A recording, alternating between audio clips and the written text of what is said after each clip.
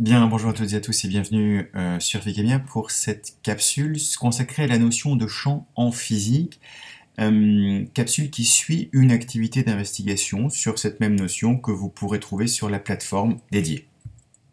Alors commençons par ce qui n'est pas un champ physique, contrairement à ce que l'on pourrait penser, pour nous diriger très vite vers quatre représentations de quatre champs de nature différente sur lesquels nous reviendrons au cours de cette vidéo. Alors, pour faire un champ, il faut essentiellement trois choses, trois ingrédients. Tout d'abord, une portion d'espace bien délimitée, bien définie. Ce peut être une ligne, une portion du plan, une portion d'un volume en trois dimensions, par exemple une portion de l'atmosphère, par exemple la zone délimitée ou le volume délimité par une tuyère, ou vraiment toute autre portion du plan ou de l'espace que vous voulez. En plus d'une portion d'espace, il vous faut une grandeur physique, à savoir une notion que vous pouvez quantifier, autrement dit à qui vous pouvez associer un nombre, une grandeur mesurable par le biais d'un instrument physique ou chimique. Par exemple, vous avez cité la pression, la masse, le volume, la température, la concentration, la vitesse, la gravité, la conductivité et des tas d'autres grandeurs physiques.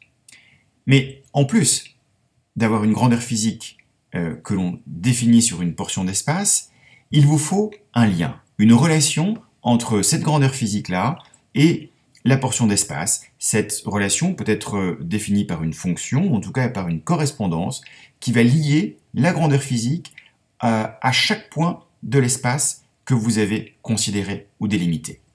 Alors, c'est cet ensemble de trois ingrédients qui fait un champ en physique. Donc un champ, ce n'est ni une grandeur physique, ce n'est ni une portion de l'espace, mais c'est une grandeur physique que vous associez à une portion de l'espace par le biais d'une relation bien définie. Alors, parmi les exemples de vos productions extrêmement riches que vous avez pu réaliser cette semaine, et dont je vous vraiment félicite, on peut en observer, critiquer quelques-unes.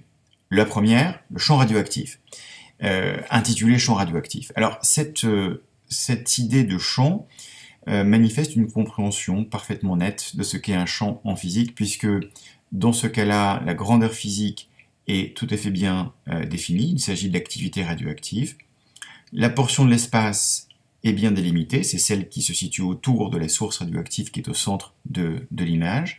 Et surtout, le lien entre activité et zone de l'espace est clairement figuré, puisque l'élève a délimité des zones de forte activité radioactive, d'activité radioactive moyenne ou modérée, ou de faible activité radioactive. Autrement dit, il y a les trois ingrédients qui permettent de définir un champ que l'on pourrait plutôt nommer champ d'activité radioactive autour d'une source. En tout cas, exemple parfait. À droite, un exemple qui s'intitule champ d'action de l'air sur une Pokéball lancée. Alors, cet exemple peut être critiqué de la façon suivante. Il me semble qu'ici, la grandeur physique n'est pas clairement identifiée, alors que la situation pourrait totalement s'y prêter. Vous avez une balle qui est lancée et on a la représentation du courant d'air. Eh bien, on peut très bien imaginer associer à cette situation la grandeur physique, vitesse d'écoulement de l'air autour de cette Pokéball lancée. Et dans ce cas-là, on va dire que l'on pourrait tout à fait admettre l'existence de ce champ de vitesse de l'air, d'écoulement de l'air autour de cette Pokéball. Et ce serait parfaitement défini et admissible. Ensuite, deux autres exemples. À gauche, un champ intitulé champ de pression autour d'une source de chaleur. Là aussi, tous les ingrédients y sont. Vous avez une grandeur physique, ici la pression du gaz autour d'une source de chaleur.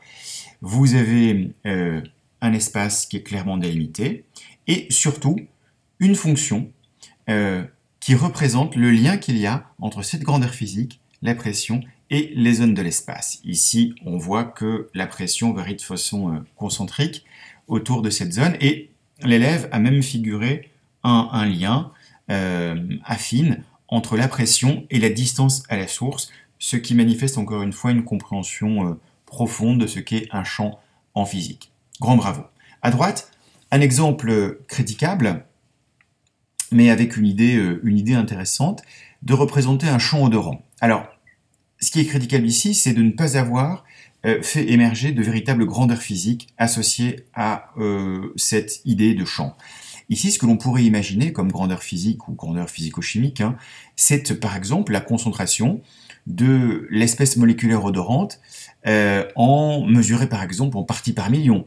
Et l'on pourrait associer à cette grandeur une variation dans l'espace en fonction, par exemple, de la distance à la source odorante.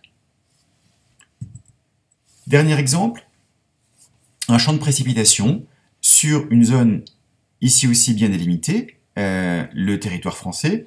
L'élève a identifié clairement une grandeur physique, le taux de précipitation mesuré par la hauteur de précipitation en millimètres et par an, par exemple, et figuré ce champ sur le territoire français avec un code couleur qui est un code associé aux différents taux de précipitation, du plus faible en jaune jusqu'au plus fort en bleu foncé.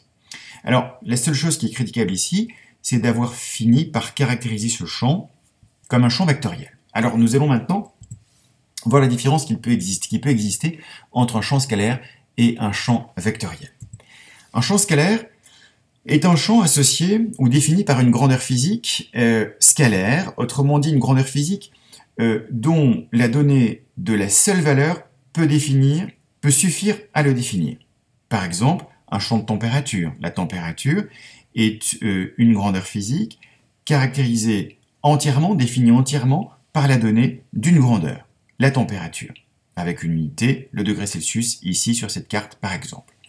Alors qu'une grandeur vectorielle, un champ vectoriel, pardon, est associé à une grandeur vectorielle, c'est-à-dire une grandeur dont la donnée de la seule valeur n'est pas suffisante pour qu'elle soit caractérisée entièrement. Il faut, en plus de la valeur, donner une direction et un sens. C'est le cas par exemple d'un champ de vitesse du vent, puisque la vitesse du vent est caractérisée par une direction, un sens et une intensité. Alors comment maintenant représenter un champ? Eh bien, tout cela va dépendre si vous avez à représenter un champ scalaire ou un champ vectoriel. Si vous avez à représenter un champ scalaire, alors vous pouvez tout à fait simplement représenter ce champ scalaire par ses courbes de niveau, puisque le champ scalaire est associé à une grandeur liée à une simple ou une seule intensité, un nombre. Vous pouvez représenter les courbes sur lesquelles ce nombre, cette intensité est la même toute au long de la carte du champ.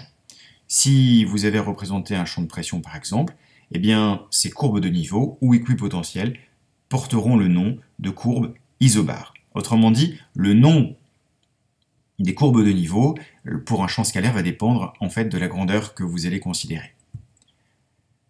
Dans le cas d'un champ vectoriel, eh bien, ce que vous allez pouvoir représenter, ce sont les lignes de champ. Et les lignes de champ sont définies comme les lignes pour lesquelles, en chaque point, le vecteur champ est tangent à la ligne de champ. Le vecteur champ est tangent en chaque point à la ligne de champ vectorielle, et cela vous permet de figurer ici par exemple un champ électrostatique associé à deux charges positives. Vous avez figuré le champ électrostatique et les lignes de champ associées. Voilà donc pour cette mise au point, j'espère éclairante sur la notion de champ en physique et les différents types de champs et la façon dont on peut les représenter. À très bientôt sur Physique.